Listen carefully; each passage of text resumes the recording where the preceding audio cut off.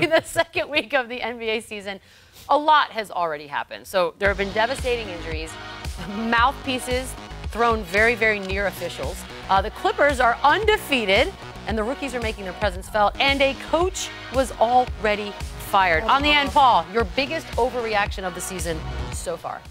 My biggest overreaction is the hype surrounding, here we go, drum roll, please. My boy Giannis down in Milwaukee. Now look, they're saying he's the best player possibly in the NBA. He's arrived. I'm not taking anything away from him. He's definitely in the conversation for MVP. But I don't know if he can sustain this effort. I mean, this guy is dominant. He's averaging 36, 37, 10 points, 5 assists. Now, here's the thing. He has 147 points. Guess how many points he has outside the paint? He only has 8 points outside the paint. So, defense are going to start keying in on him.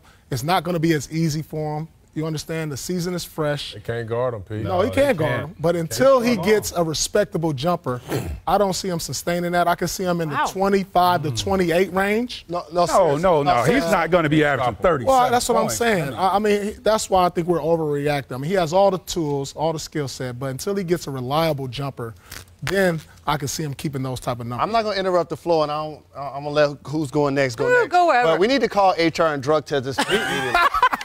Like seriously. I know everybody was trying to hold it in. He's a hot take master. He is in the MVP conversation. Absolutely. No, he is. He's square. But I think we're just overreacting. We're Is not it just overreacting. People are calling him the best player possibly ever. We're like, oh, no. I mean, what did Durant? What did Durant say? That is overreacting. What did Durant say?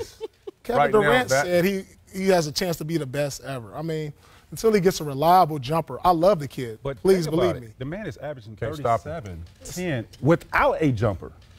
Exactly. Can't I mean, stop he's it. dominating. Right. He's dominating. My hat's off to him, but I think we're overreacting. Okay, so he's going to come back down there. Mark my words, he and LeBron going to be 1-2 in the MVP race, so that can't be an overreaction. James Harden. Does anybody have? Oh, Listen, my overreaction is the Minnesota Timberwolves. People are kind of writing these guys off because they're 2-2. They're giving up 111 points. Defensively, it's just not there for these guys.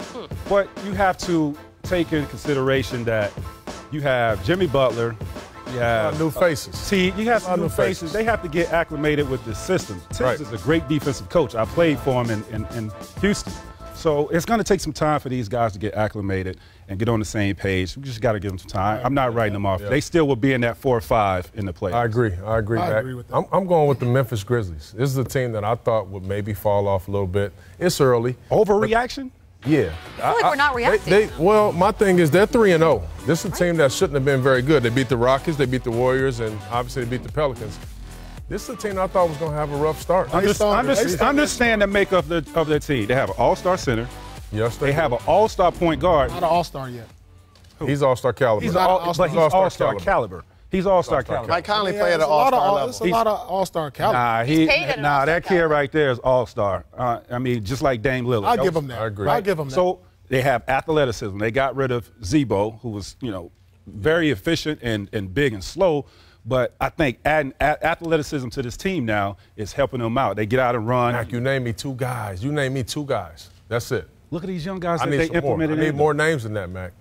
I need more names than that. I can't even name these guys. But that's what I'm saying. But they bringing value to the team. Do you think they're going to be in the playoffs? I don't.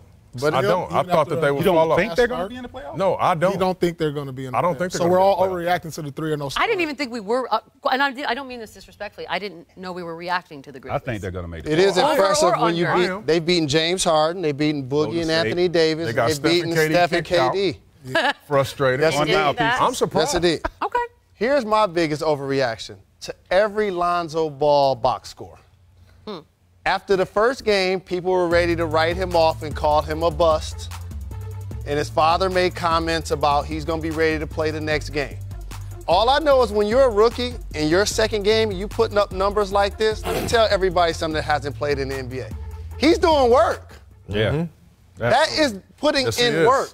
Yes, and to the point where the overreaction came so big, when he struggled the first game, he played so well the second game, Earl Watson got fired. Right. How about that? Coach got fired. Phoenix is a great place to get your confidence up these days. You know them teams. You're in a slump or you feeling bad, fly to Phoenix. Wow. On that note,